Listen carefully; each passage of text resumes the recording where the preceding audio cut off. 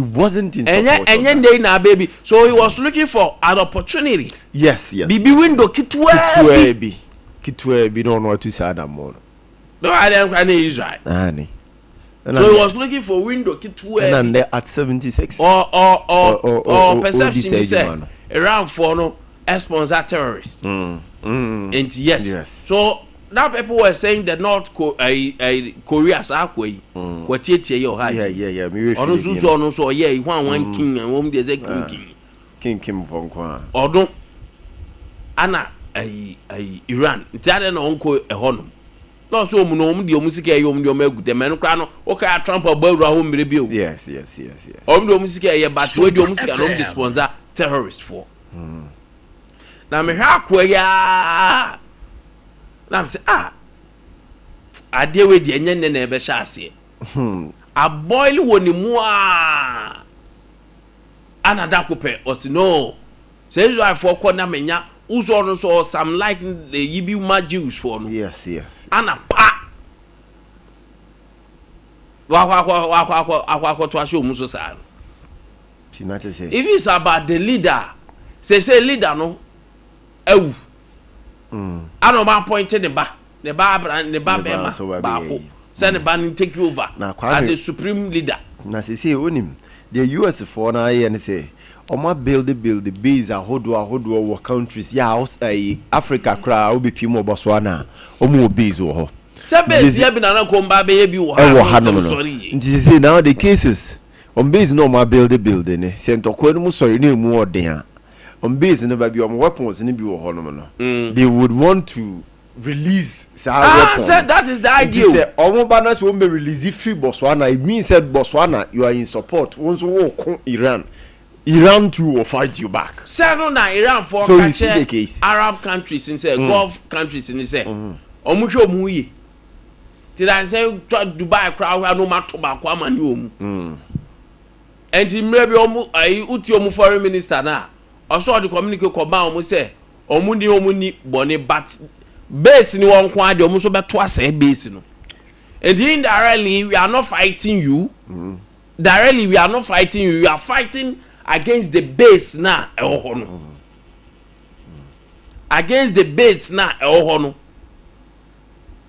but indirectly so you come base na e dey neche because there are other areas no man ko 42 and Kwame some of these missiles you know spread wide and it's a base in baby microphone you see that air target na eba bedru on a perfect console na wa microphone hu nyina and that is happening in US now and dan say so UK for say America for betima use omu base no are operation yes Spain for na etwem ho Spain for etwem omu chire mu say sa na Saddam Hussein US for ya say yen kwachi no na say o ya rebel leader or sponsor terrorists omu ko wure mu no omu anhu hwe nti we no de omu nko omu twetwe omu na ase mostly ya na leaders no omu agenda oh yes omu interest yes and omu fight agenda akasa and ya na omu interest na omu fight most places near baby are oil tower pa but and also there say enokra de enya ade me the building foundation because Kwame it is believed say baby oil will be a ska ho and nipa bebre nya ska ade bo mu trim bi o be trim ye hyew to permit as also the bebo okro ho ban te enokra de ndie enokra de me argument no de eba ni trim ye de hyew dan say nipa bebre nya ska hyew na be no kwase ba Kwame minimum ska ni bia no wa dum satan pizza area ho why me boys ni din se huna me describe no kakra bi omo ho be hunu ti me describe no na ne canton mo so film no so me pe ba bia mo ada sisi within few minutes that police for person akwa wow sem na nya se bia o ne o show ba the trip o show ba the trip o show ba the trip say ana say asama am say ni trip de kakra o so betumi aye bi dia te ni time nti onya aye from so kutu bi a say o be so miao sika gu account mpa na etobia ora na wan hwe ya especially ya yet class a free humble beginning. No, why Nanya me whom grandma says can the man say, or the bad bois Bobro for Nia, they don't so they establish one. As over Timo, Annie. Rare. Over can say a Korean knee. Why, I saw what toys baby. Oh, if you know you'll be an infant. Sa wo be sa be bro ma ye be bro wo nya be be tested no e se to do bi o so na se o ma sha se atoto nyoma ba America for park so anam se go for me se o test o missiles no o mpe ko mbia so test ya reside there no e be di dem se di o mu aye na you see e be di dam na adru ba bia o so mu ya na it is a whole te park so na o toto nyoma e fa o ye fa se Kevin mu hoyi no mtoto nyoma baba abra ho na ade no mtoto no efa so bi ani so a eyedam na apese odidi enti sa no me so me wo ha me pemesa kakaka pa na ne Kevin me jemu ho what you say say me say keze bi nam so na me jemu ho no oh stand America for na e say no mo a no ma send say ko base ho na dey wo nyina some meters no ninjina be affecting now Trump nze shi won tiri won Kwame enye easy America for so be support no oh yes yes America for do na support so aka jom say on the see ya na omu dan ni bubu ye no omu tower ni bubu ye no ena ye omu ta de convince America for no yeah e bubu ye na omu de ta convince omu say if they allow people to do you can say nuclear weapons obia and domini said your son takrache ba nuclear weapon no de Kwame say country be to me e so mu say krim no e party and na say eno na bo America for hu no because nuclear weapon no be to me they are wash it out millions the Second World War Soviet for no omni Adolf Hitler yes Satan ere ma German for dru bab no mu nso nye se German for ko kan to kwa omo de be poison bi e de be poison Soviet for ni we for the carbon no si de obe no and yes any allies obe home ana China for ka tom se no so ay hydrogen bomb so and na bomb bia ye mframa no aya na ehu because no masse and say ade said the ash said the hu smoke no and the mu hu me na wu no me bi na wu bi as I ko adverse so no o ye bi no na wu bi o to bi na wu bi o to bi na wu bi akoyi sa that e Kwame o me bi na wu bi and that is the level obia person within the jurisdiction no or protecting him. Well, I know one the likes and do tina akpo on the social media ka say eh na say obi aye so apostle na apostle ko Joseph na ewu o da say die Sompa FM ye di o to bento akora beto a and I know who say na Nigeria for the northern side of Nigeria for be no more protest editia USA say na mo no mutu no mo mpe me chance on say video no na Kwame me hwe omo no mo ye protest na nim enkwada ne mmaya na akosi say womo Boko Haram for no because me hwe video no share over and over if you read from the faces of protesters no do not me say womo na Boko Haram for no be a capture mo de akwa baby no a che say ya condition omo na womo adane omo bi che say osuro say obeye bibia na ye de omo asimontin so omo konko ye protest no because no mo animo ankyere bibia what do you say who be ni ayi bi pressure bi na do mo so no mo dey protest na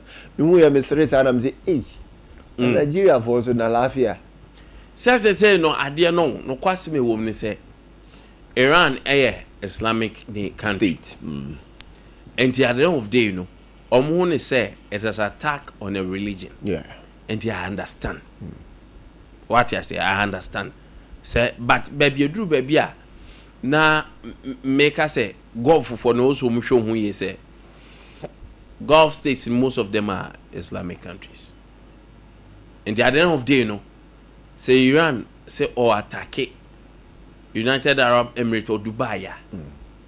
Kwame is a wuku. Oh yes. That's how I see it. Yes. But almost chirimwa. Se minu you don't unko more be say onu so be di me. Yeah, na no kwasem ne say omu hu ne say Iran leader no the oye na so or they say religion no or they say omo somna yes somna because on say Kwame anamo a wo to bia ne nkomo efa no ho ba bia has to do with say wenya sika na sika na wanya no or the boa e sponsor terrorists etu ahodo no so ye ne nasefo no obeti se enetu bi akwako asu wo hanom yakwakokum enkofo bi wo ha terrorists bi tu anamo a Kwame ube tracy line ni nyina kono na sa sponsorship no every Iran ntina ekamia say o ya ma sa is Islamic religion ne edin no ayaji dinboni say wo mo de anamo a wo mutu no eno na ama o cause akata ne nasefo no aso mo nhye da nyi o manim en support Iran said enka yenim senka we Islamic state no we have this Islamic state hold on so made in on ba beta ichiro mtu ba be support ene yenhu ne sa no because of anamontuo ahodo bi a Iran alatoya wo mo leader na ne yesi wewu no anamo na otu na say Kwame we nim say ofri exile na obeteki over as a leader be 42 years ni ofri exile na buy na obaye na oba na Kwame na no na me read about omo flag na ekuta Iran kra na osesa no osesa flag no dey different inscriptions ahodo na de be share mfini no tinani say anamo obaye obetu ye ne niam a oye nyina otumi say na gie towards say ase me person me ko na me direct ase gie towards so person yi religion bi na ase for the few or ye no nti enra so me nam me drew tafo side or me who somebody be say you should love a non a Muslim, you should live with them well na ase for but na as one na namuntuo no de Kwame ntesa na namuntuo de na say hate kakra egwom or sponsor terrorists and it is alleged say Boko Haram ahodo yi kura wo Nigeria ne anamo mutu no wo sponsorship enso e den efri bia ye hodoma banti Kwame papa no de eniema no wo ye ni anamo no wutu pe eniema ye ready na ye tete say bobo ba no has to do with say as ono dibre ne sika na wanya no o hyewo ba ne trim te say de o wokan o hyewo ba ne trim na as o pese bia si nyina nso hunu say wodo ni ono omfa obi aho because na no na me say hwe meeting bia o mu hold you between America and some penny for na Kwame the words ni the reply ahodo na efirimu eba ne nkomo na omudi Kwame na ehye na no nso odin na no nso odin enti ora omu free meeting na ase no e na ne Americans so they are taking this decision or more take ya ne de ekoso no ye bompa ye say ano betumi aso na nkwa akire but say kwa akire nso na no na America no Africans so na one way or the other e ba be boa yen ye mbie yani ye ntutu ya na mo yi ye mfa ne ma nso ngu akwan mu Kwame almost all of sa ne ma ye omode ye bombs ne weapons ne na sefo no Kwame ni nyina nso free Africa wo dodo na free Africa and omba be gidi free omo kwa na omode akwa kotu sa na mo yi de akwa kodi sa adwuma ya wo modi nti adenti na fe de ye nka say yes be produce bi wa mo produce den yes ade na produce ye be bi ade weapons no but then come anje ekom be ba wiase okay the ekoso no okay ye bombo ne nasefo no bo say industries ne factories na no be target say the ma wugina wo nan so ayewo no ye ba be say no ekom nso ba wiase Kwame Africa na nso na make we should take advantage na ye produce nuane ne bebire ne stocking ne ma bebire e chance say ba pe na fe ye nso ye de yeti age the president former ye president ko kan no UN and no Kwame wan ko kan kekewo wa ye president da wa hu deals ahodo kokoso wa hu anamuntu ahodo a empedifo ya o mutu ene wa hu ba bia wiase no nso ye den eko ene wa hu nia sa western world ye ne wo mo maka na enya di free Africa and it is Africa ne ye kasi ye tu anamo a woman who say yen ye ba be a continent ye betumi rule the whole world.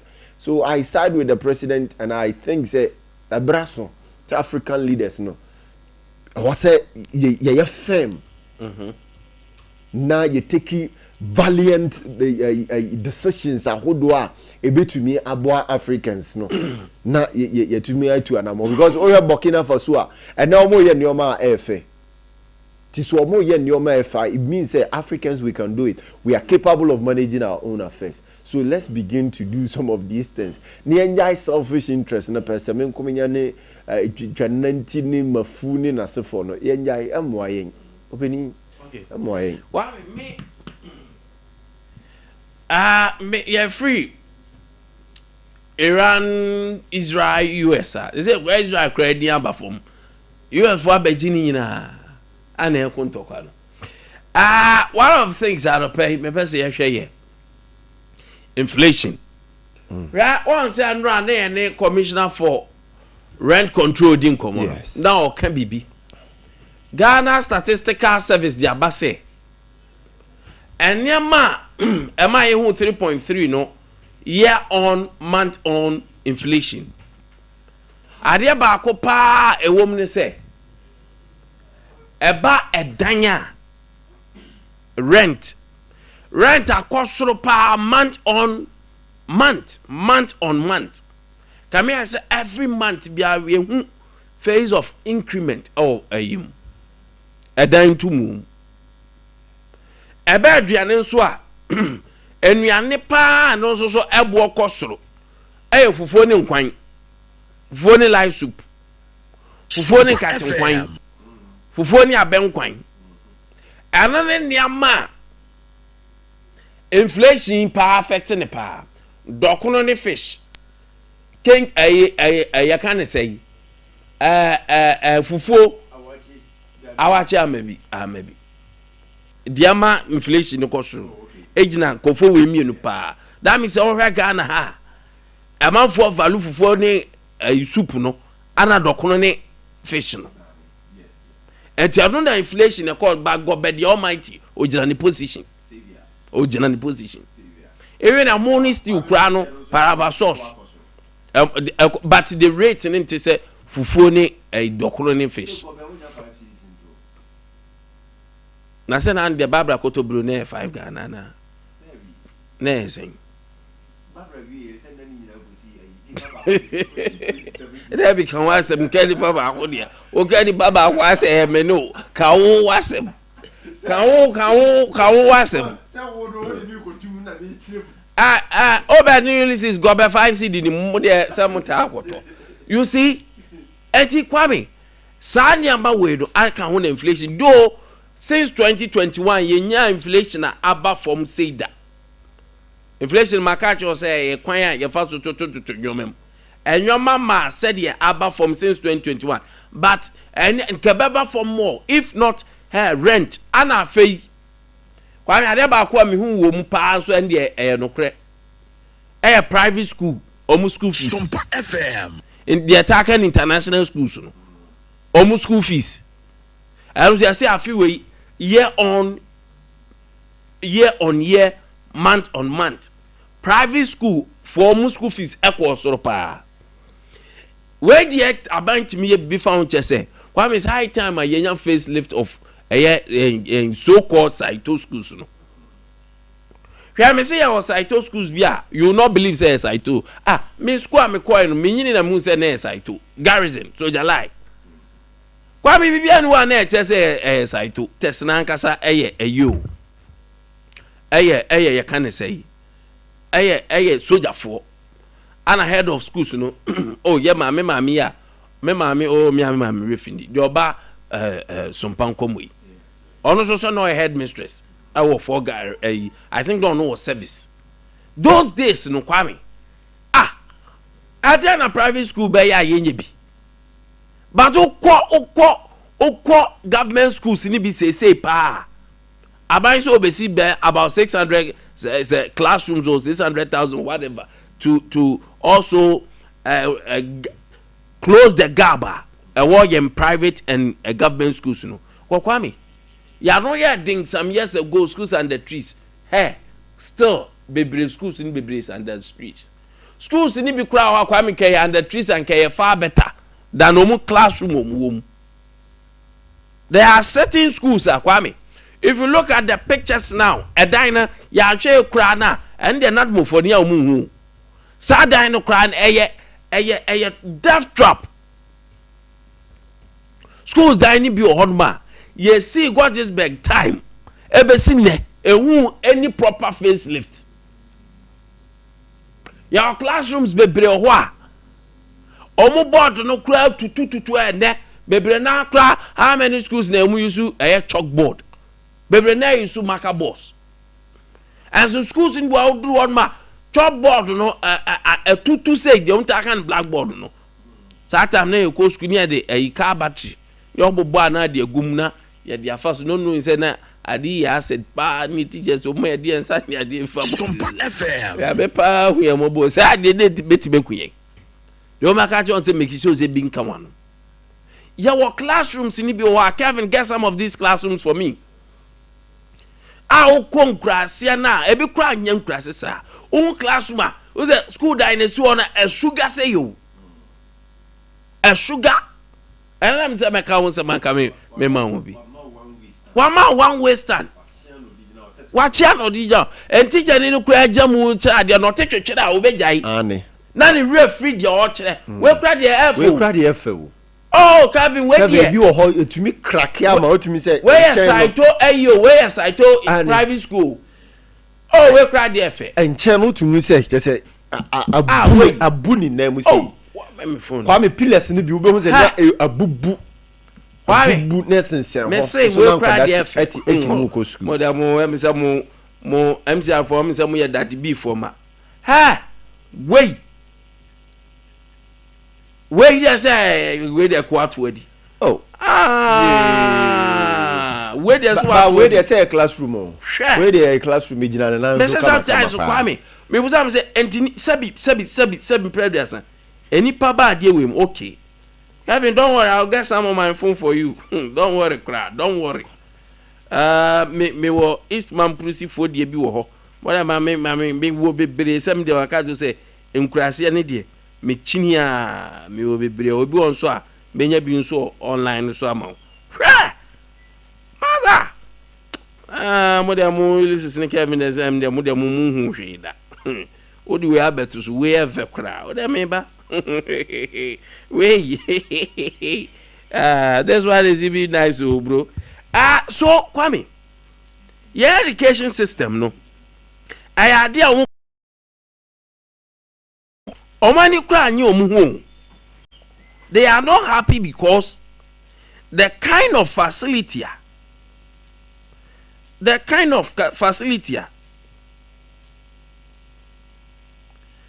very good you use man kwada no time emma wa yibi anye time eno nkwa kra discouraging kra no embi o madwunim omudi kan hu say first of all kra na school ye kra ye say so won fa so mpo ba bia me betena su adue ni pese de school na nkasa kra tie nti o nhye da hu de won bi was nke was o free fie ba no de wo fie no oba school mu a ohu something different I be encourage no Kwame what you say yes something different I be sink in the head no one say hey and I'm post school na me kono kire me gina yia because her classroom no class dey sit here won konwa we said dey kwan fa so kire ade ne na se na nka no kura di kan inform ya kwada no wanya da ache no papa o free fie ba no dey oba be pie mo classroom na fie dey ne ye chen classroom dey atetia pansa no Arabica so on ko school a on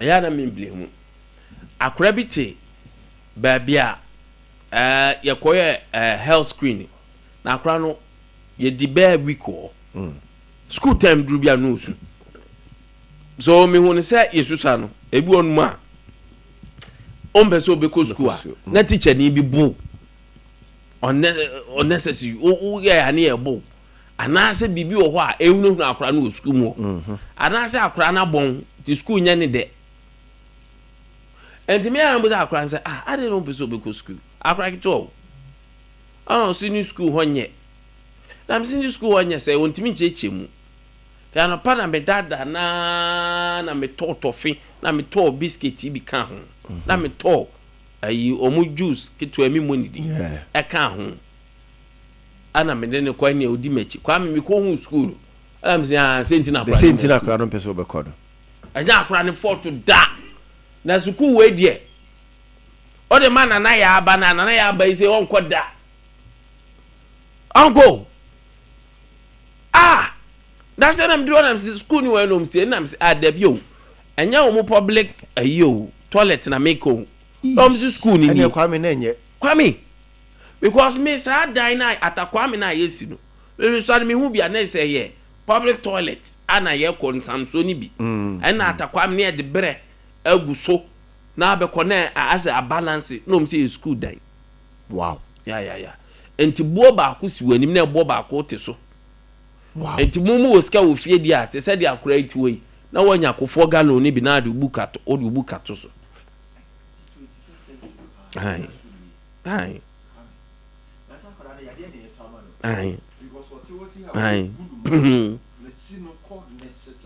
akura ni ti won hwe pra akura sa ada ni nchen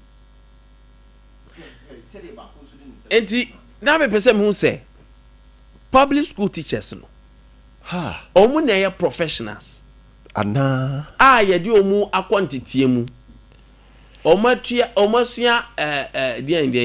mu courses ya na be make philosophy child communication skills child teaching methodology debe nyina private schools in bebrenya sa advantage no first of all akara no and the dia na momu wa me there was a school baby ana ni na chira de Sompa FM akora ba ko school ho no they have to call me say me say you be appeal to people no metima be boa okay akora no mo on the school system necessary the school system is such that saa time om ko school no pon 132 ana chire saa mo hye na necessary by na so pon say 233 or so akwada ni guide on ne nipa on ne no ebe ka chire teacher for ne say wan ko fa akra na every class so me ko school enti se botu no man pon akra na amana mafia a me hwe ne mana atie o ontwe momo akra ne be ja school no enti teacher for no so mpesa akra ne be ja school no kwa me tie botu a also mu pon akra man ko fi akra ne pon so yes botu a enti sa akra no ka so be school ade ne wona ne timo obecha oti won kra no the posture the condition no kra emma learning teaching and learning no kra enkoye teacher ne ni hu akwara ne pe na do public school teachers nim so bi ye nipa bonefo bebre na ampa de kiro bebre na che se ya nru games ene no ma to adi kra mekam nyina gu mu omu pe dia che se dio omu ho adwo mu kra se games yi ko so kra omu nchira de bebre na but there was some teachers who are omu credit hours no mu din go school ho no they don't want to joke with it. Sompa FM and your mami who say enye teacher for na abon enye teacher for na abon na we Kwame dem kwada na ho no kra no obe school no opon a homework kra no e de ma no ti anopa no oba nipa mienu miensa class na biom dom condition ye nko fiom timi ye no ma ko two copy dom di aba. So the idea is not about learning anything from the homework no. The idea is because homework is the beginning of research. So I shall say your masters then you know say your man go home research do this no. I better have to write your thesis and all that. But akura na be feel onya opportunity class there obesua de.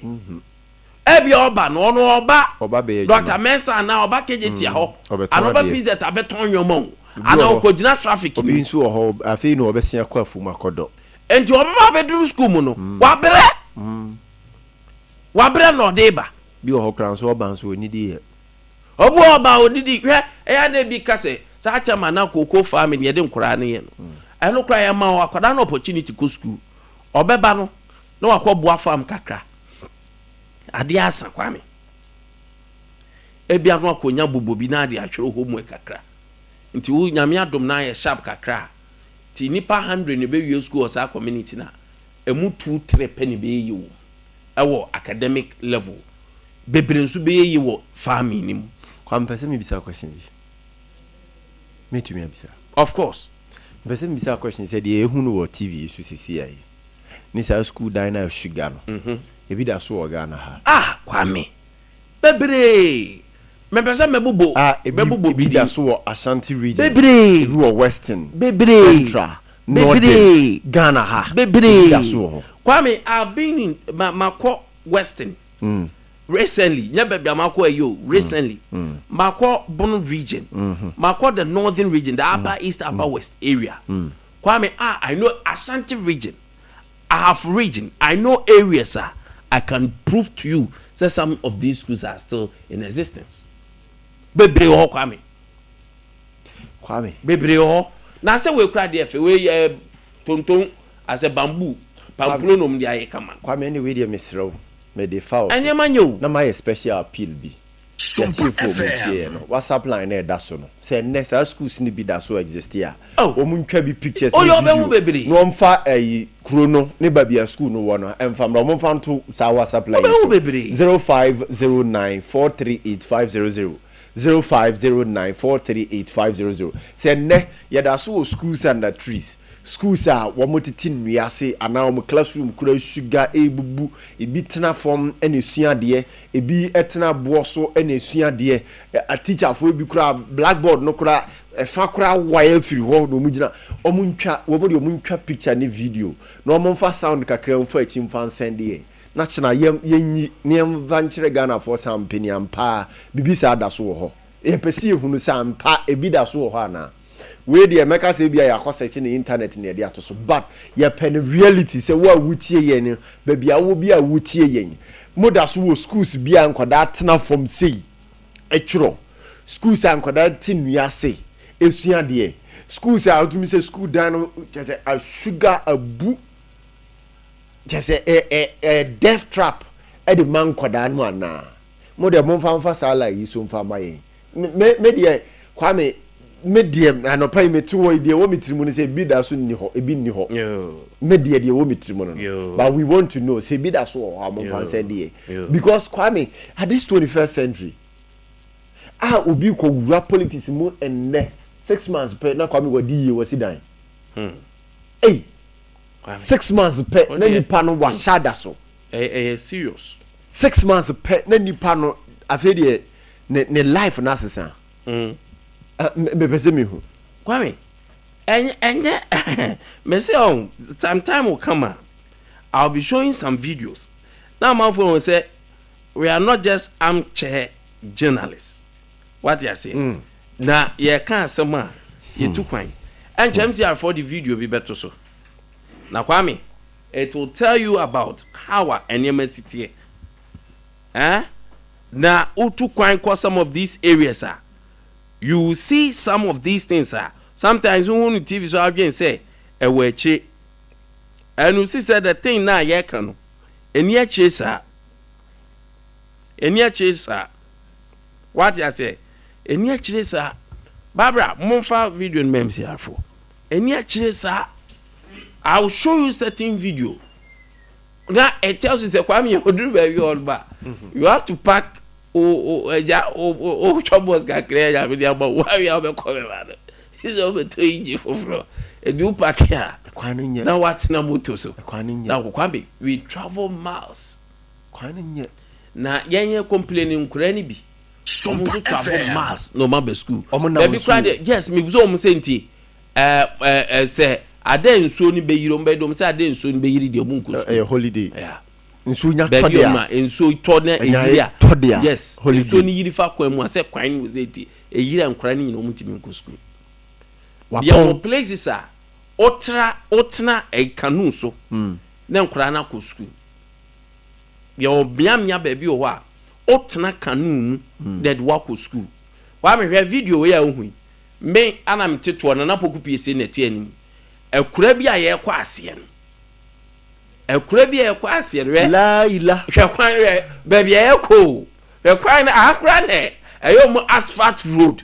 baby ye ko no ye ko hwe school bi ho aso high asphalt de so jebu kwa we re so jebu na ko gidi sesam na du aputu so da gu on any motor twi ana betito we have to park our cars and take motor say zajirani nyagopon so da na twi motor no zajirani nyagopon na twi motor no why best afemi o de bible ba bia sa akra ya asphalt ya kwa me ko ba bia na obogu sam say enti ha pa motor no tie ne pa ya be na say this motor na dey na we be bad trip I'm saying this is so motor o de amompa ya because car ko kan ma and I'm going to say tu be sia no sia yes and I'm so the amompa ya pa na kwan yin wa what me say o de may pictures and videos ni bi and man shada yin say bi wi a che nkura bi ase ayeko ti say o duru ba bi a o say enzo no koduru come demi kafra ya de ade ne bom se nya yin say Allah illa illallah la illa bom se nya manom so have disrespected them Kwame I know che be bia be manom de kura de ko for baby am kwa himfie nya ma mizu o ne kura do bi da fe na wo na wo be se wonnom se senti na wonnom as time goes on mecho enkura ne bia se ayekọ we must fat no ansa ne ye be kwa ye be kwa akoduru ba bia ehọ no de hu se ekwan no ye hu ba bia mfa moto no ye ne nam koku asesa ane ye moto no eduru ba bi kura moto ni nko biem na ye pia moto no na ye ekọ I'm say I'll take it out and then me project me say me nyanhas ye say video see enho adwuma Kwame enti todo bia oka you know what we are saying you know onim dia oka our videos grass dey be say Kwame ye ko galam say site enkwara ni bi o so mpo school ntam no mko ye washing grand get o mko akwo a good our videos now grand get o so ma dey say mapo school ye pon ya na ye ba ana mu ye games ene ep nti ye ba ba washing p de o mfanya hwe oh de ne ono ko exercise or gala site what are you talking about Okopiska okay exercise or galamsey site oh dear one of these I'll get time and show you some of these things then I don't cry me no say ya kwa kohwe kwan so mu ya kohwe mfuturo mu ane nam ne babia na schools e wa nkwada efiriba so when we are saying some of these things we know what we are saying yenim dia yeka it's very unfortunate I don't pay ya ba so ya di ko Kwame medim so be rem kakra and men come there a lot of stories on our fuel and all that okay I don't pay me Roman father na dro no Roman father no edro no I don't pay me kan fu bi di amount say Roman father na dro no anebeje wo Roman father na dro no be di wakagina mu Roman father na drone ne bema ho aye kama na de anwanwa na de say Roman father na drone so ho na asaye otichiti o honam ye obasabasa o honam eye obibia ho a mesre ohia father Martins drone ohia father be me send messages so that very interesting na anopay Roman father na drone ana edi wakaginamu ama onioma etimi asisiye enti se owo ho na se ohunam emfaw na se ohunam aye bibi basa stroke ana achewa me so ma stroke encounter to them dabi ano de a thing of the past and ma stroke encounter to them atwam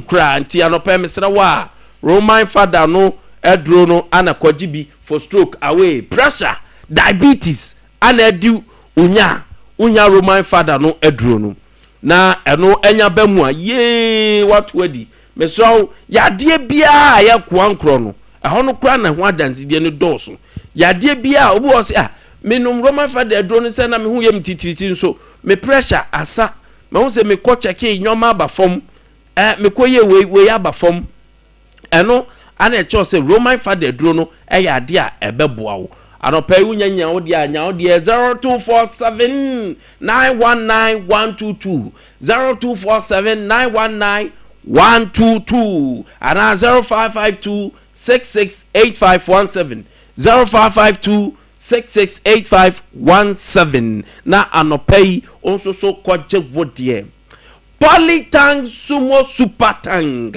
Polytank the Sumo Super Tank eno promotion ana ekoso anopai bomodia na hye so se wunyanya o Sumo Polytanka Sumo Super Tank ni bia promotion ni aba onim so to sumo ni sesi a unya about 10% discount you can save thousands of Ghana cedis enti uda ho eye dey wa bra ade yi ekoso anopa bomodin a na onsoso kwaji Sumo Tank kwaji Sumo Tank na onsoso fa ekodi ujuma mesra unya du ba bia ton Polytank a tiedi no Polytank ni nye se tank bia na Polytank ye Polytank ni p ne di kan OLYTANK POLYTANK Ghana hadie tank bia na se Polytank na ye papentie friend tank bia Polytank this Polytank na nkasa ho okwa wo su pesumo no eno ana betimi edi wa kaginamu na onsoso aboa amania manyina etimi akoyie anopay oti ho ye de kwaju Sumo Polytank na bibia entimi enkoye ewo ho tago aba mechane ne capsules bema emayen kan chaw se enti de otimi ye ni ana mikunu kra de nan se de enyo ana mikunu kra de enyo na mikunu de se na mikunu se anopay mesra bomodin na onsoso ekwai bomodin akọ na kwaje tago mixture and capsules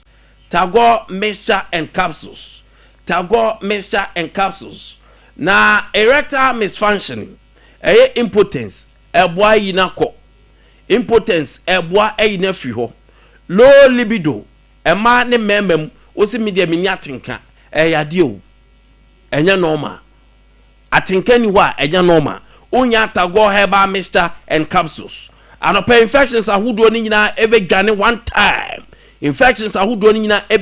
one time tago herbal mixture and capsules oko drugstore bia ne pharmacy shopper also petago herbal mixture 0243 228 296 0243 228 296 bomodia na kwaje tago anopa RSYD Novigi studio jina ne naso studio opusu anyaka studio oye bememu studio homoni mu asana wada alopay ko RSYD Novigi Studios na eba se wo ye streaming Facebook streaming podcasting na peso ya ni nyina ohia eye RSYD Novigi Studio omo onkran malama biasen omo first kokoko street ho no mu na Ghana ha nyina ba bia afro mu ba ye adwuma tamale ye adwuma na vrongo ye adwuma oti ye adwuma vota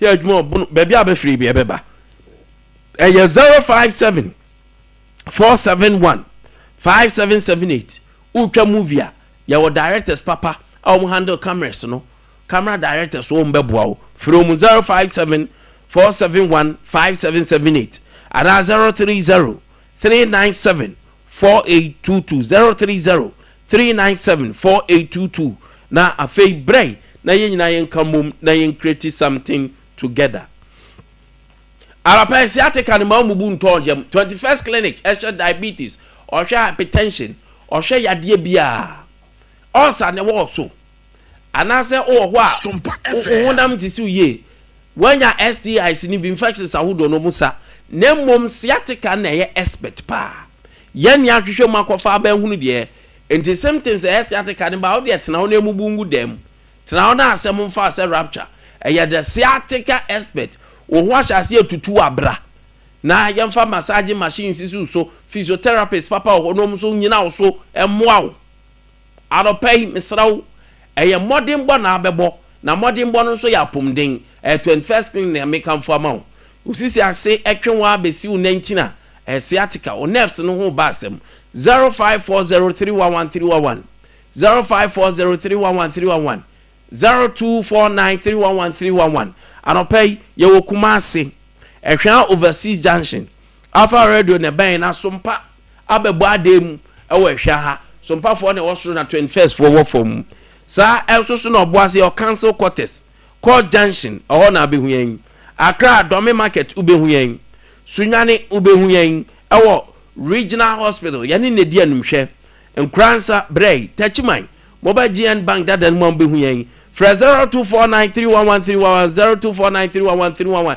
branch ben na yamu akọ branches no edos yebeto kwan yo akwanto na bia na akọ ye adwuma akwanto na ebi so na akosua de eye akwanto de a eye express group ana udi okwa ho kwa akọbọ mu na anope de ma express group no eye wa pa na eye de ni se express group for ana anopedi utu kwan say Canada, USA, UK, Australia, New Zealand, Germany na apese okwa okoye adwuma ana okwa akosua de express group domestic airline ope ticketa de ne boofo utu kwan na ope airline ticketa de ne boofo ye na ede ma onopai sa GRE TOEFL jimat ni nyina ye kire bi ewo ho Kumasi ya wasafo labor runabout fa kwantu nsem ni nyina ebedan yen enkra ye Okaneshi first light tema former community 18 Lashibi go filling station yene Lashibi funeral home for an ben so East Legon former Trinity Theological Seminar yene on a ben so takrade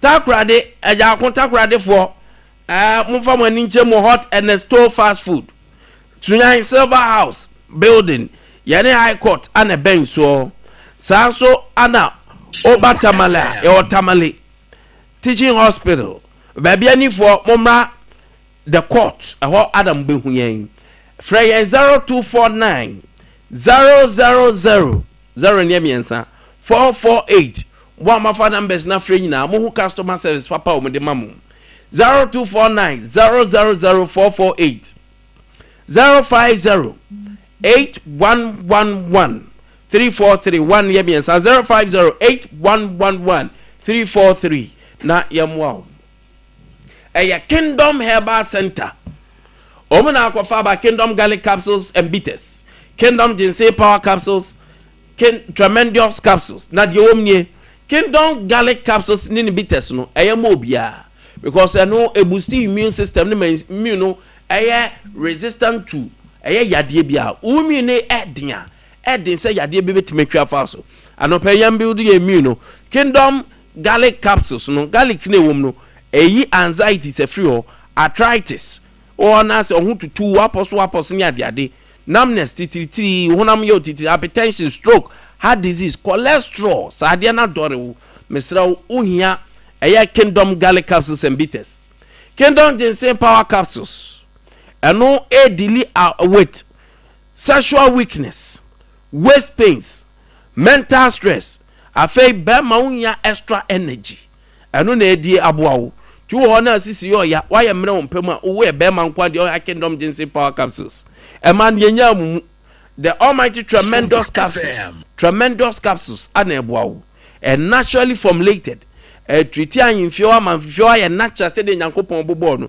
no send no infection be deal with it unyanya tremendous na o menstrual cycle no menstrual order basis so kama ema odo bia so ema bebia eye Kingdom Herbal Center for Adawroma anopai emsa amonye we ni ready video no ready eye honorable asefua in fact na ye tete say so tie eye deputy see a CEO for Ghana Cocoa Board papa no omu kire ma ne company ACL no papa no ade ze papa no afa kwan bi so bronya ho we crackers enti papa no kra OS before invite no na ye hwehwe ni nsem other state institution security institution inviting na hwehwe ni go Atlantic for there no mo ye no Atlantic for commodities there limited for there no mo ye na se da no ending papa so on the any day obi invite no be born no more kro no bia na de ma yete enra se papa no OS before arrest no anomasa amani bail no ne nyina agina nsem wo ya yewura honorable asefua enso ekaye in their press briefing or parliament yebetima tia atie yewura asefua video na yewura Ken abetenase anope Ken waha Kennedy waha anope yebe rewram na yadi nkomo Ken agina mu ama the New Patriotic Party ono anso atweniti woni area ho na je abato ne Ken adwuma ho body de se mo eduro na manto aba na mkwa agope obi a ene amanso ba yehye Ken e bia no antuma anche TV onya ba ye nso so ade no eni ho bia na bia ga no kra lo ye bia ho ara ba ji wo si aya no are boko ara so efa me nan kotu ni patentin ko se de wo betime nya minim de ontimi nya no minua panyi no and wunim say de ya famu by still yegu so sumti e hono de menya nduro ho na mum ye bebu ye hombo na nya krasa ye say ko anu ani mokodi anya hwe no me akra metima sponsor da se nya do na say so me ko pe busia bi to baabi onam de tell me nu achi emom ko si anu ani ayi de onisi mention of the ombabu ombabu pa mention of we apreba ombabu pa nti misro ko si anu ani makodi fancy mention of misro om say bra om say community ya de reduce ko ko si obi ba be som no honestly anyway I can't grow no home and dear omo lifestyle no amasade na si enti no you can't do away with it ko se anu anu boku enti anu boku when she no do this your me pe bi o se oda na ofrin kran ana se ofri kumase ko sunyan a oda kra o baby obedru bi oni baby odru na me se ade o si tobutu no odru de wo yanim ya zimfensi on de wo ya na onim de omuka ho no ye baya ya chie ne moko baya ya chie for onyadru oze odru dua ya nkwanta o bechem okay o se bunofo no kosua domenti ha so de odru kosia ya no ane moko wante no obeti tight tight edena udru obuasi anyo kwanta so baya ya chie bofruit wa ha o bofruit yes oh bofruit yes bofruit enu baya ya chie no mo baya na ehu ja tu baya mi penya woni ase na esira wo adazo so obua Ghana o kanu krate Ghana for say ma follow or ye adwuma pa na so o ka se mumu bi ye bi ti de mba se asekuo no muntu obo mu se mo adwuma ne ma follow that story na oye na come on the woman say ya conscientize enipa bi ama ye hu se wa wo ka no kre no na ye nipa bonini that is how our system is ya man yourself ye fear your team even sabe yen sorry kra na nke wo se ye ka no kra ni iwrem me example emre bi a transfer 7 ne ho am I suspended my 1 year 7 months. I was then a deacon for 6 years, just secretary. Eti krom ha no ya mana ye say wo ka no kra no wo na wo ye nipa bone. Enti ohene ye mebo na baso ko so nya adwumaden som Ghana and the truth is ya de pana Ghana fo nyina hu say ade a wo yi Nkwantabisa ye ejakon ye ye dia somo mine and nature has this funny of paying oye bonia you get it oye papa so you get it enti no me bon na baso onko so anye and oye it has yielded results am obi ehun say na dey eti what the family ne Robert kala ni ade what is the essence Esther team maybe ye de shenwo and the whole sound ye ko she kobi and ye yare bebrebe ne cancer ne kidney ne sense bebrebe na aba ye but ko kan sisi wa kan okre no ye temi as there wo de wo bon sam crowd ye bi ni ho nti the idea say yes conscientizing nipa ya many nipa hu say wow ye no wood kan okre wow ya de pan na anye na ye na ye nsesa ya adwen e bi na ato NDC fo ye na omo hu de omo ye say enye nwura mu nti no ye beko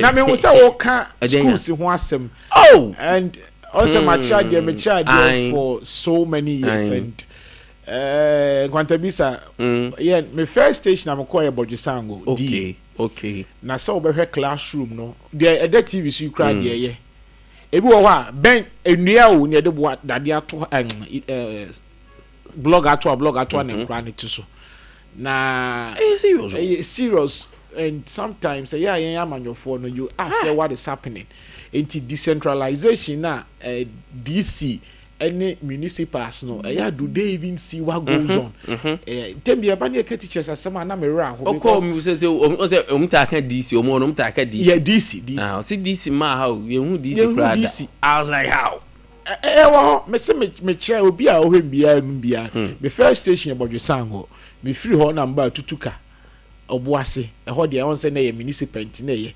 eneja modern born ibe kumase a me be nya anu a ye didumu saa ye rure ma say ye dey ade kire no eto baby because say ye code different bench until me stress education no ye mfa no serious ye mfa no very very serious anya sa sometimes Nkwantabisa wo teacher ni ne kra no menua odi machi or da so child I ansare aso ase sometimes we go school kra na no ra ho no the passion zeal la wo no wo kokra hwe opa fa teachers 100 si ho Ghana teachers 100 emu 99% odru bebe also use spectacles why because o can be na mirror ho tamani e ka boards no yes you say bi anka wano and crowds ye pe ho na madwuma ne bro ne adi nsu ofura obekọ no atare mu nyina ase na akofie mu ababu fie no and yeah so going on schools being so modern at least introduce the filmmaker system ye be stress ekoso but yenka okay school asemi na I don't know mesre a teacher for no there is this Sompa FM Sompa TV in but reports ne but say some of the teachers no eco school enkra no omo emi kwa say teacher ni wo ton ade wo school but omo for so sa so bolo any tia ya ye no eton man kra na nkra no nkra antokra na yete so omo di free nkra no omo be school a omo so many reports na but especially matise west school anes crow from hono crow from west school anes na wan to bia o manam no mpe wasem da akraba kwanra na akraba ku gina ho su na mbusan say ade no was in madam aforce edi man no so chira fiscal ma be na say what is this unfortunately me call na madam ni ho nti e be setesa headmaster or mistress or west school and school yeah fadini mama mate me very good mate me end say na serious seven for so this man kran so mo free ade chom discover teachers me say the mass as much ye fight ya mam is on call for nti no omo nhwe na west school and this de koso ho mesre say enye na omunye because ade chena na na ya o me kai pa baby ametie ne Bodwisango me first station ubeto baby especially market day and some of these pictures so you say na complex onima I told baby market day in Kranima school it's just like breaking day what the day me say akwa ba me call me 6 man am so now he no also the minta no permanent na minta am so o mama sase kakra na menye fu man kanti man kameka na we na akwa ba so ti koja nana yenkonye afum me nante be 2 kilometers na you do so hey am say I hear radio so timi cast man na say 2 kilometers you was say hey and am say I didn't say no ai onantia unu munya be bad man say yes my benefit papa phone ba fro efiro Now so Mr. Afuo no eba funu. Na Kwame. Eba funu. Me see 2 kilometers now. Oh yeah no so say you fa dot omo use omo ten bi you fa dot I say nwura no you fa see I say people na wa you duru see na Kwame kuma see na Ashanti Ashanti ni ten ya abrantie na mitina crack o ba la die fili me say yeah kwaku yenri o so say aheye na me aheye na no matare craft am say achi o ba la we go pay was say oh exarian fa moto na no say oh ye pa ye fa ye penso e be na ntedu to o kan sa na ka min mama adwe ye fa sika say sa de fa moto no ala so ye pa ye be fa ye penso o si e betima so do option ma ye betima na nte ona so we ne na nte ko ye duru we na say ye nya moto ni bi batena form it's one of those things. All right, up messages be mami fro Masawood Kumase Bantama. The good people of Ghana voted for the NDC to protect the territorial integrity of the land, only for them to take opportunity to indulge in the total destruction of our forests and water bodies. Currently, illegal mining is getting worse under this government. Hashtag Baumia Twaso 2028. Regards to Honorable Sampai, National First Vice Chairman, hopeful. National First Vice Chairman seat ne be yes say you know. Nana B ko Sampai ko. I think this time is a time be competitive because first vice no ya na on shedante. Ya na emu sheda nyehu bia nipa ba ko bi no apagya ni mu. For now no apart from Ashanti region there, apart from assistant secretary, secretary me take position which is Francois and Chichi Loyal Sebunsu assistant secretary fantastic. These are the 2 a year matic here but nationally there woman nam so omuni ni you tell them enya me nko me nuanom na youth organizer and so Ashanti regional youth organizer and cancer abibio acid ono so na youth organizers ne say dey ba enti agro we no ba ye de waye eno ne etina say na modern bon be na aboaye ni ewia ni akase going forward I'm for modern one sharing to us finito can my reading messages watching you live from Akoko Amon. Despite the stable of the city and fuel reduction, Ghanaians are living in poverty. I to my wife Dora. Kerosene. Akoko amount non the free hoba. Ghana are suffering under President Mama and his NDC. Okay. Akoko menya message no. Teacher constitution we are more say. If the NDC tries to blame any petroleum price increase in the coming days on the US-Iran war, we will not agree. And you agree. And neither today nor tomorrow. If the Russia-Ukraine war and COVID-19 didn't affect Ghana, one guys are affecting you. How is the US-Iran war going to affect us? They should keep quiet and manage our economy well because we will not accept any excuse. Cocoa farmers are still waiting for the 6,500 that the NDC promised them. Greetings to Dr. Baumia, JFK, Koka, and Mr. Usu Bempansha, so MPP chairman hopeful. Okay. Yamran Komone so ano paid hopefully. And say and so John, yeah. John, last time we late to the share area. They say no, invest in STEM. A great help to fast track Ghana development. Affect your markets. Shortage fuel over 6 weeks left for diesel and over 5 weeks left for petrol as fuel to hit shortage in the country. OSP arrests Deputy Cocoa Board CEO Atubuating or Mamani Bill. I'm told from the story. Can they not chassis?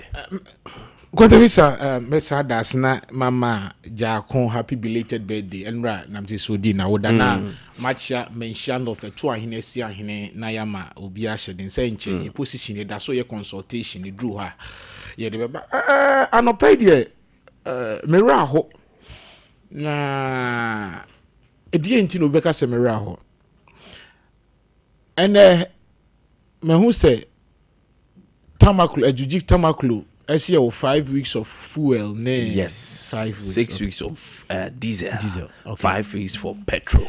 I'm going to be measured this morning because we're feeding a discipline, and sometimes you go overboard that you call us to order, and it wouldn't be fair. Some go overboard, but I'll be measured and be disciplined. Yeah? And this is for a young koda who's fear. It will crum her. Only how mobile power dear some Mokai. Omaka say what 3 days of fuel left as I say what has he. Na ye nipa bone for MPP you know mine ho atro mu chato MPP for so amra omoba power yeti krom ha and a whole jinapo making public and statement say ye fuel like ye just say 90,000 liters of fuel say the ekwa ntimi fie ntwa 3 days as I say enti granted say mo see ye jamu no ahwan fuel no enti sebita fraction na adwin ni mutrim say mistake mo say mo na mo see which is na yentro mistake mo say yan MPP for ye no enti na mo nim say mo so say obi a mistake say mo so beto fuel na go in advance. They say last week no kind. They say 1 week konti aka 4 weeks me wa. Na ye bedru ho. Enkrofo we ni mo kan ekrom ha. We nobody should come and tell us say Iran US war na affected because John Dramani Mahama then candidate Gina Simpie so catch say COVID-19 Russia Ukraine war doesn't have any bearing on our economy. Sameja enfin so akasama endi saman you kon so tena Simpie so I can say Russia bomba Putin ato ko Ukraine no e hon fama kran for Ghana enti ye hwe so ne emu ye manye ye sansafo no ye ntimi a mo petrol ne economy no ho ban ya yanji sobo ne yesre omo Iran and Ghana so many kilometers now 15,740 kilometers it has any bearing bia enti hwe no ma mo so say enei Russian Ukraine no mo ntimi nka enra City FM online John Dramani Mahama president ojina so eka say the Iran Israel war no benya is a bit menya economic effect. They should no yenyanuru ho kra. They should not try ne duru ha. What did this again microphone we manka and smart enough as NDs as you know them they are trying to say Iraq Russian Ukraine war there is a different ball game altogether and to say Iran make actual lithium the most expensive commodity at that time ya mine no Ukraine yenya nyema bebre edi free mu a produce energy gas so many products from lithium at that time e maninya bearing so catch say there be and what na ye Ghana ni Iran Ghana ni Iran start co trading trading ye no more bilateral relationship that's fine no doubt enti no there they shouldn't try mo catch say ye miss ye jamo 90 1 fuel which was a fallacy was a lie ye gitumu enti we were expecting say some from so na mo say ye na ye no ma mo repeat bi and they should not try obetima ka yes so more reset we don't have problem with that focus on mind baba our team name we dare them they should never and ever come and tell us Iran Israeli US and Tokwano any economic effect for Ghana so you can no bet yampa whatever these people said in opposition me mama kan we were telling them because of COVID-19 playing to ship on call business everything was on hold. I'm saying da yeboa ekaya satam na da bia meka ne ho aye hi ne ho nya kono nti Ghana fo nso gitum and the reality has catch up with them and mami kom kakra you see and funny enough they are supposed to live by their words. Mukache say mobema omu state of nation addresser John Dramani Mahama president Kokai. There are so many inconsistencies and probable lies. You people were calling Baumia Baula. Mahama de onye chenka tautology anya bro na me na me create. Also ko say bigger biggest. It won't a liest. We try to crack obi a. Okwaka kire say AU for Abomodern agree so Mabeto Abanti the next 2027 no he is going to be the chair of AU. Meanwhile in 2023 Oko AU summit I friend be hierarchical reason. First chairman, second chairman, third chairman, then the fourth chairman, the fifth one is called rotier. Rotier and say rotation. It's my fan saying the Nkwantabisa owner oye chairman. The next year no second vice chairman no automatically beba sa. But these people wanted to make it say a great achievement. Enye nru and now we are aware say omo ba tax sorry oma PNDC law 298 section 14 they say I'm sorry omo ba tax sorry everybody is gone dead. They have stated na eboboba ugo omo manifesto here meboa minya na mbilanka chense meboa on the creation of job omo manifesto mama kancho page 19 chapter 2 of omo manifesto omo de buy was say there is job creation and with your permission mama kan maybe was say job creation will be the top priority of the next NDC government. We will implement revolutionary policy placement and well paid jobs. Eventually they were talking about 24-hour economy. Even 24-hour economy, a president Asante and that office no crown Nkwantabisa they don't even work 24 hours. We told them said this is a fallacy about NDC quickly and amuko to ho and amuko this ka and amuko ye say ya jia to me you go to ho you go this ka nothing na Ghana for to abetia the promises amo promise Ghanaians deliver and do it. We catch on some baby a women's bank. What has happened? 2025 budget okay 2026 okay 84 and 70 they more monko ho we will give them the benefit of the doubt. Ye bomb pie say ntokwa no ebetwa mikofu eba for maminya na bi le faka 10 cedis sa na me ohine betwa 10 cedis Nkwantabisa betwa 10 cedis se fu no 11 cedis obeto no 11 cedis me so beto 11 cedis and no de yemba name they should come and they dare not come and bomb did you na yem the reality has catch up with them. Medasi John Abambila agent member the National Democratic Congress NDC. John anope mache makwa banso mini ameje wo so ehweme ko yedie nyame de nkwane ahode acheye amamu papa ama Ghana aya konno Ghana ye hwam mini ya eso wo ko de secretary oko deputy secretary for Onyanka ayine die but or amensha no for but as currently I'm the deputy youth mention o take any decision there I wish him well. Thank you very much. But I ade ba ko pe na mesre no campaign o koye no onyere no honye campaign because we say no mo ko mu internal premise no one support to ba omia. Oh, no, doesn't matter. Do you have to remind them of this? We've been in this system for a very long time. We know what is going on. If you go fast, I don't want to say this on air, but I'll say, tread cautious. I don't pay fine. I beg. A chrono so kata. Mesreno, say, onyeno. Na adumbi so no so pe krampo a onye wa nko hu ba umia no ne nye de nkasa no ntwa picture fa me che de release na be buare o be chere bibi no ye contest na ntisa o ntisa NDC fo a sometimes ye copy primary forms presidential forms come catch in pan so abodam e se nka ti aka ye de na de that is democracy we believe say ye the buy obiako ye unity talk led by honorable Akwesi Kwadu me supporters ye nyina ya ka bo mention of asem de I like the way our can mention of asem because baby we nkofo ba chi obi shey mention of is a different mention of they look at competence and me organizer Kwame chairman secretary ye nyina and before say take a decision we sat down we talked through. Me sorry free me organizer them. It was around 12:30. I should explain him why I make up brand and medical. Don't worry. The job diagrams. Vedru ha say no ma menchia wona menchia tiefu amenchia menua me ne hia ya che. Na me fenche di kan koma me boss ma de nyina Chief Julius Debra.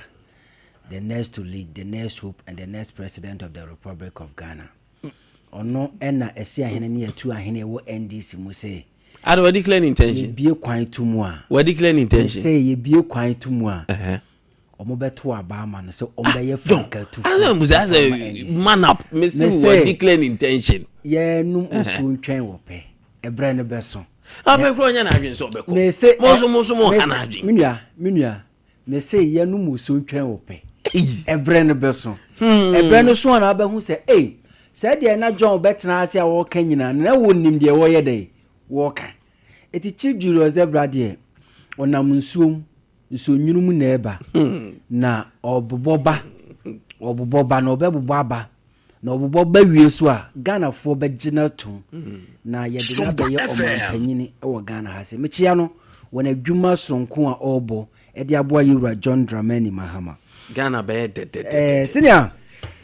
Maybe na me tie nyo ba me fa question asem no me musa ori akwa ba na me ma okay eti me musa ori John there's Julius Debra asem na yo da unim eti aye me da asem ma the what chechera de ne ma be ye mistake what you ask me no say nketi aka me mo bi am be ye mistake o se wa bo hu musuo abe contesting no feel for me for na mpe wase I also you see wa say nketi ase I see future I see future e be ye tu o wo de ne ye wo ekrobia o aye me fa say abusuan krobia o na ba ko aye no so no de ono na nim nyansan e wo ko mo kan obi nye dai enkan bi da kope abofra keto bi sole ya wo kire panyin ne sesabi kafra de wunim nyina no wunim che obi a mesuminim eti no the election ewo NDC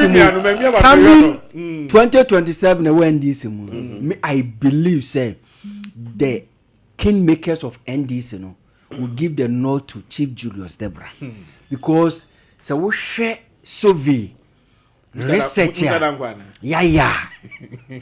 particular me father told me also in Ashanti region me work coordinators work constituency by constituencies ye adwuma na wutie for ma to the extent say branch executives ni be clear to me frame me catch me say omo ankasa penkrofo a omo betumi awo branch executive role ni na omatumi decisively ama obi a obetumi aboa ma NDC atoa enwuma pa yura mahama ye no so eti chief Julius de Bradier me metie me da amada if you say minim say na ye bie ekuru refi bo question say kim say yenko na yenko to aba Chief Julius Debra will be the next flag bearer for NDC ye twa mo John eja ye de mo busu asem ye tia ekroba de say dada ha mo you know ma ba ye krom he dada it nya fe ekroba na ye dada e se bi ko tu na mbika o menchia no okay John MPA di aba say in a mix of Iran US Israel war say BBS say Iran give us about 20% of oil. That is it. TBB is here. You were 5 weeks for petrol, 6 weeks for diesel. People are saying, say, is it enough? A man for record say, Mamon fa sa wo me because of yesterday years. They are mukai. This is the situation we are in now. Me ya me da say ni a oka no mato ase pa na mesre ese aya mo asori amoko ene asofofo a ewo Ghana ha say umma ye nyina ye nkotodwane ne ye mo mpaye a ye bonunim ye mo mfantia eye NPP if we say sa Russia and I say what do call it Iran any US into kwabayi unim say NPP fo akwhye ba bi ye meet say entokwan nkoso anyinam kopem say entokwan nkoso anyinam kopem say NDC fo beka say oh fuel price e koso no as a result of entokwa e koso but that be American mekoso aka say NPP fo munyanyame Iran any US entokwa no eto betime atwa ne ya eto betime atwa man say di enim ebre bi eto betime aye dai atwa but ye bosom paye nyina na ye ka kwese ne say ye mpese entokwa no ebekoso aye dai ache because ekoso acha enye Ghana nko ana affect ye affect Africa countries nyina. But you see many men people for me to omo de enti a omo yesa se wo hwe ebra na MPP wa ben na menua normal buo kosoro na ye busa ye ka ho asema omo kro na beba be justify wo mo say enioma buo kosoro as a result of Ukraine and Russia war but na nya ndisi fo na eka ho omo kaaye no ana ma ndisi fo say dibenti na da bia yewo yekoto bayira ya che krampo a eye 50 pesos edru 2 cedis eti eno so yevan kwose Russia Ukraine war na yenya nim say yewo noma bi wo hono ma definitely no betumi de ahye amanone ne asie wo hono ebi te se fuel asema wo kan Ghana ase ye fuel se na yetu se na ye refine eti ye fuel dodo na ye krafra amanone na ye den eba enti se fuel buo kosoro na enoma bi kosoro enoma bi asi wa amanone dia eno de definitely no betumi ade ahye de kro because eno na de ayede aba ba ye nuanu MPP for de na ntesa eno omuma Ghana fo nyina hu say makoto bayira ya che 50 pesos instead of 50 pesos enam 2 cedi eno so me van kwasha Russia Ukraine eno na MPP for ekobasa but you see the bia meka se wunya leader to say you John Dramani Mahama ene ne appointees ya ade bi ebekosi bia they try to brief you na the instances are the ekoso hwe ade nhyase na NPA be address Ghana fo nyina ese ye mompaye se Russia Ukraine Iran ne US war no ebe continue no but that's at now ye wo Ghana haidie ye wo diesel kakra wo hono ma ebetumi de atwa mpempenso bi ye wo fuwe kakra wo hono ma ebetumi atwa mpempenso mi ba ye nyina ye mompaye se sa fuwe na ebetumi ayede ede atwa akodu sa ebre no that is what a Ghana ni bia yede ehwehwe 2 minuanum NPP fo omususu ya omususu no nyame ntinya ade se bebem o kai quotation bia wo Bible o se mizrimufo a muhu omu nei ebedu wo chena no omu nye den omu ni hobi eti dia ye pese ye kan ede kire nuanum MPP fo se so omayo muhu mizrimufo de a ebedu wo chena ye hu omu biem because amamo papa ne hyehyɛ papa Joma Amadi agu akwan mu no ebeboa ma yetumi aye ne omayi. But as I sit here as an NDC communicator now no we are not justifying say fuebo apeja asat ebra na ye wo NPP penso NPP penso na fuel a day fuel bought to me cost about 2 or 3 times even a month na emrowafo nyina do omun say dey egu omuti because koku akuafo kwapo na ekoto fuel kradi edi spray omukoko for so krapo no omusu because eno omobekọ omobesa omo achi so omo say ba the next day no na ebo ne ye de ekosoro enti sa nyoma no ebe ha eye timamufo baranda NDC de ya kire mo say ye wo kakra wo honom na kakra wo honom no ye bo mpa yes enkodu sa bre no na entokwa na ye de anu abafom na entokwa no bafom a sa wo ha ne amane na MPP fo susu se emra Ghana fo so no emma eye oman so.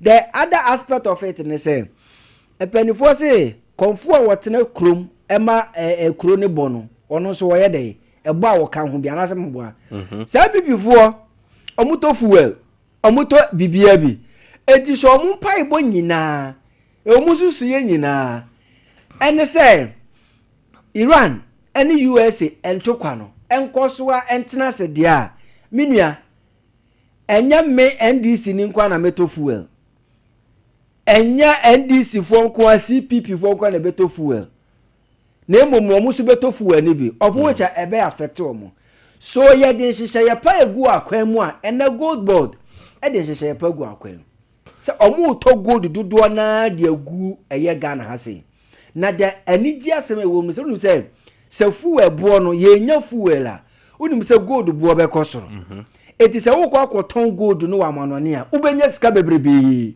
eti se fuel no ye entokonya twa se kima mini anije se me wo mu se fuwe bia ye pen wo Ghana say ye krade babia no ye betumi akra. But how is it correlated? Say fuel short here definitely gold boy because so I know you don't have it. It's a probability. You see say fuel buono other asset now no na $70 US.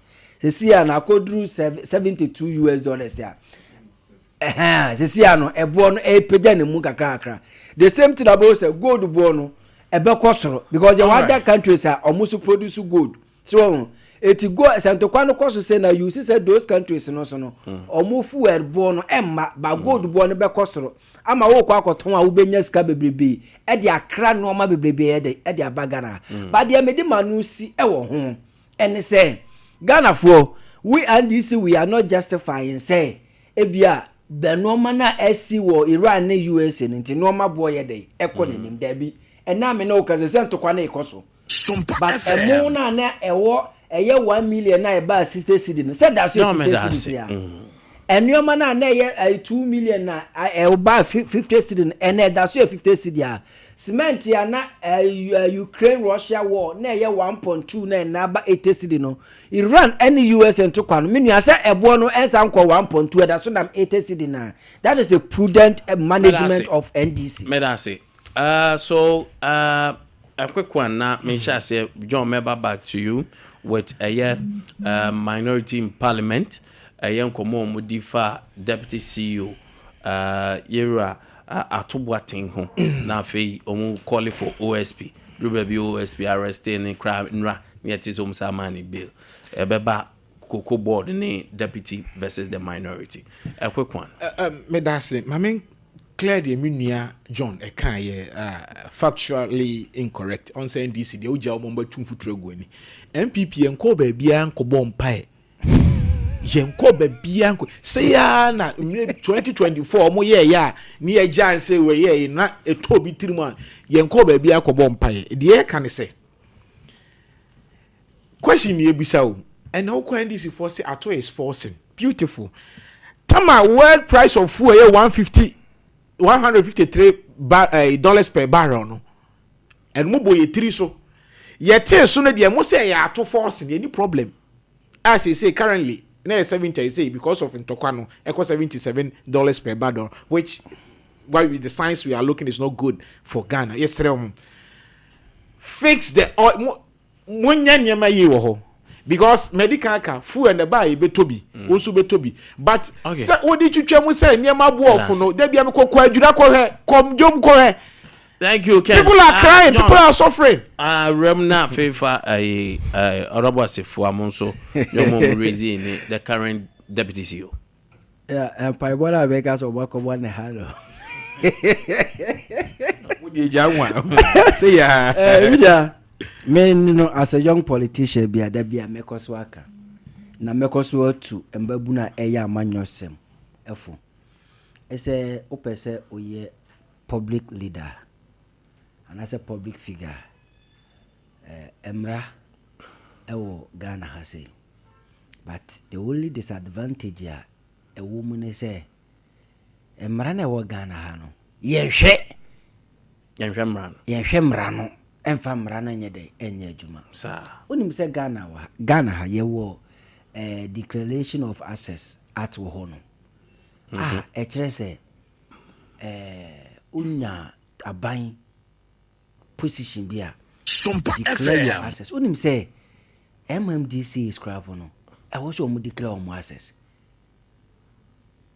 enyoma wo hono ma Ghana sa mra no yemfa nya juma etida bia no obi ede ne pe na waye de wode aye me accountability ade a me hu hia me you can't hold a position as government official na wonsa enwunye ebia manager anase wunye deputy CEO anase bibi enfama another company me I don't subscribe to that because a conflict of interest and conflict of interest no so yenim nie ehun susa so eyede edeba o mine so it what I am saying is I am there I see the deputy CEO of a cocoa board emra minua panyini asefua press release ya or the no man ba beka ne ho nsem no.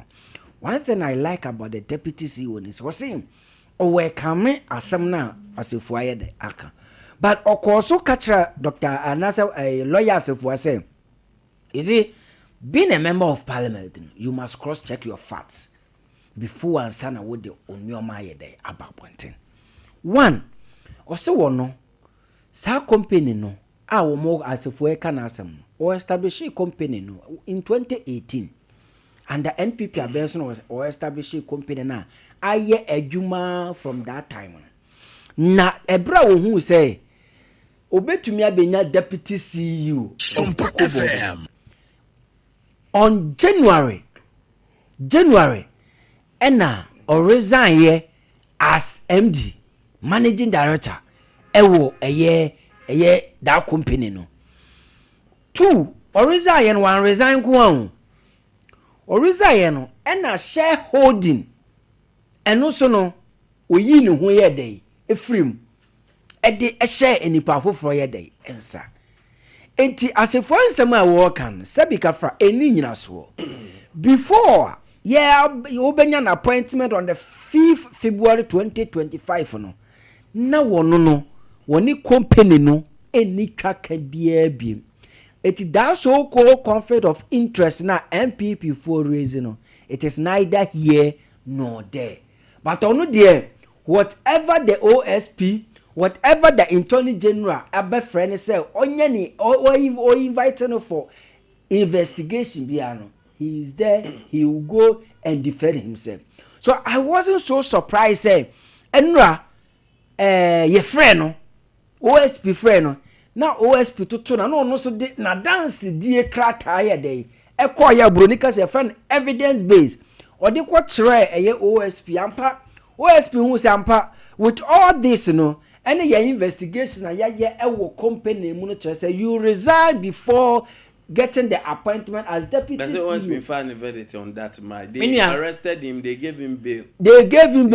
But looking at the details of the information, you know, it tells you that the man is innocent. And man, Papa na yefen atoboat me, I don't know him.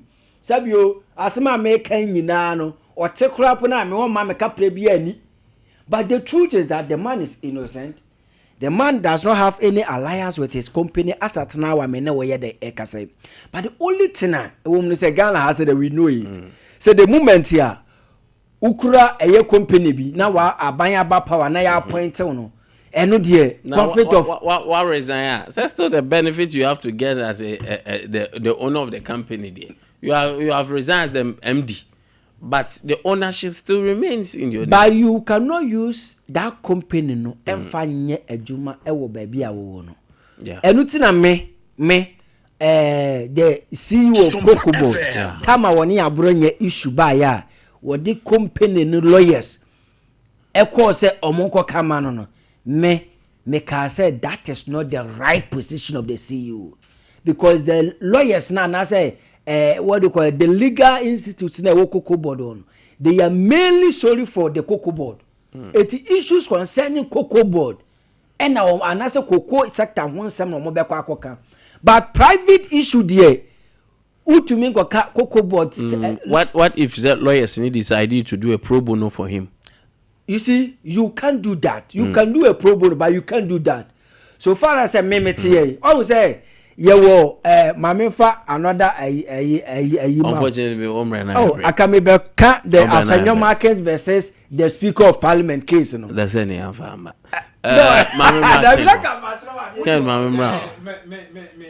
me John say ato deputy yeah ato what 20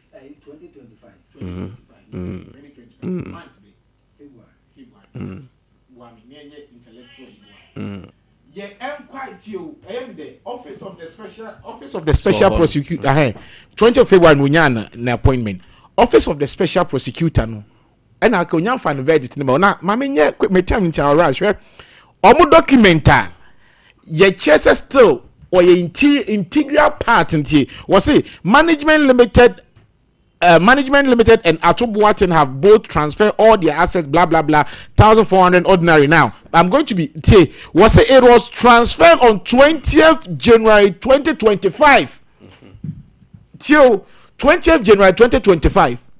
Meanwhile, you were there. Now we are Juma. And again, at the same the PBC for kind. As a for raising here now, why issue statement say all Allah's when you are free cocoa board warehouse. So what are you telling us? And in any case, when you raise salient point, we may near Japan on way say while we and this no you will this one kind of crew. Because what we try kind of cry NDC. Okay, maybe about conflict of interest. One ACU Randy Abbey. Time cocoa issues air coswa yen secondary cocoa farmers ka. One SIA Blast Stars appointment committee chairman. These two sensitive position you are still occupied. It tells you leave them cocoa when they were there to mess things up under serious nation.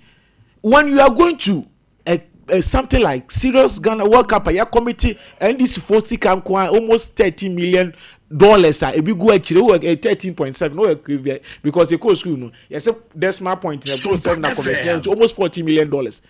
It's a better when you to Boise and now what they a year juma but anyway on the bedroom but the American said young chairman office of the special prosecutor in day Emra ban the verdict in your say I told what you clean and also you clean because the evidence that was present here as based on inconsistency be a day a womb.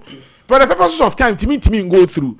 And it tells you, say, that is the article. And in any case, Senka, he granted, say, Onimoshi. Senka, Vincent Ekwasufua, Esquire. Meka, Enka PBC for the statement. As a about the statement, Abekachi say, all the Atlas Cocoa Company, Atlas, cocoa beans are Atlas owner, and what government warehouse in Congo claim free. Why? Okay. Because we're using the conflict of interest. No. Because when you see position, I'm a company. They say we are not a part of CEOs and one way BM no. Emma amount for the Atlas the cocoa beans Kogua. Senka lawyer Vincent Ekwasefo. I'm repeating. Ameka Enka cocoa board any issues. Let them say they should Atlas should take all their cocoa beans from government warehouse. It still say conflict of interest now because it's still in and it's still intact. It's no dia monko hokra monko name of the can say cocoa for now mujina simple so catch some bet you 6,000 musi cocoa price at so ayeti ase or musika price say 3,001 no kwa wuntimi dey entua and obusu ama okwa yi asecheduma se ya cocoa farm be also pesca kwa to eduaman na yin na frim musu obegino se etua cocoa for ka mu bejina ho say etua cocoa for physical ko tua cocoa for no kakra aye twintwan ndc for aden mu babu ni problems and me nya John tie say amafo ho ato he wo kan bible wo kan Proverbs chapter 29 verse 2 a wo say wudi ni di oman so a oman ni si abene ekombo a omo kire o kan say me bo a me na say and electricity is me because of me the Bible asem o two Bible mun say me na so go two Bible mun say Proverbs 29 verse 2 wo say wudi ni di oman so a oman ni si apene omo muti mo kire wo musika om beto aduane kura wo den mo omo onyama boy den electricity economy way economy man let me talk here ana legal connection we be and electricity I say aviator no say wudi ni asaba ye ken debit you na ya ba fa Ghana economy ni economy ni and I am electricity bill let say so make 133 gentlemen thank you 0548931931 0551931931 arape mame kwa homa so 0548931931 0551931931 hello good morning Debbie yeti anope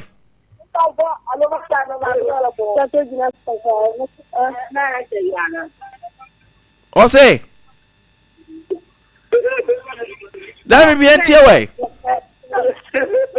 Unifrizo Barbara Unifrizo All right, very powerful for that. I have some birthdays and so on. But this I don't know friend for red control for Omola and Omona Bessel, of course. Why? So you guys should rest assured. Hello, good morning. Good morning. Morning. Odin Babia free. Hello. Hello. Barbara, you didn't freeze. Yeah. All right. You didn't freeze na. I'm queen. Ne. Odi obenya na.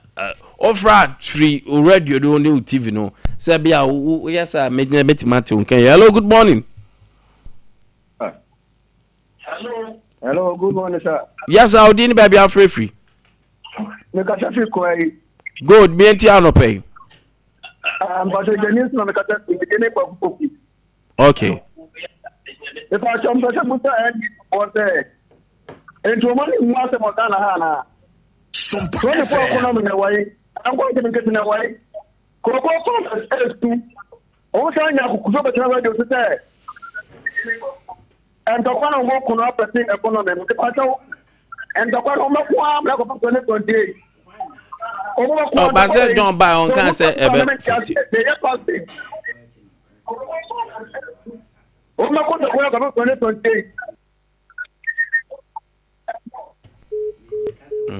Mr. John buy no can say and to kwane ama economic form. Mr. Hello, good morning. Hello, good morning. Lower radio no. Odini baby afri. Me ba cho odini baby afri. Me ka say free as you want to friend wa akrajima. Okay. A man and this party say o yakola men select the tia. O yakola men select the tia. Situation we na ko mu no. He was able to sustain COVID-19.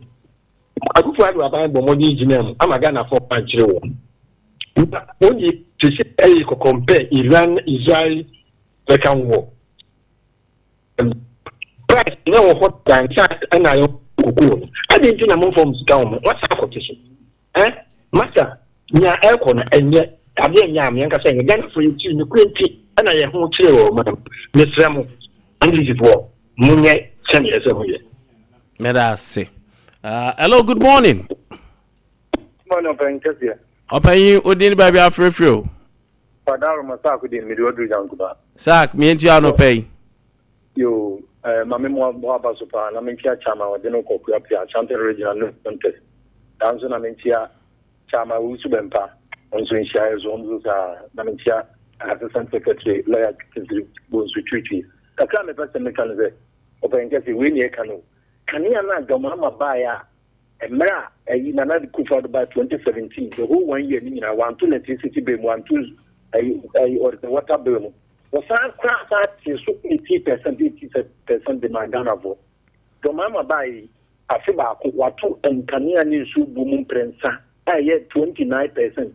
Because the whole Casa Cia, me hear television, never say radio and come on. Sompa They do like, yeah, you can't say, oh dear, what you can do.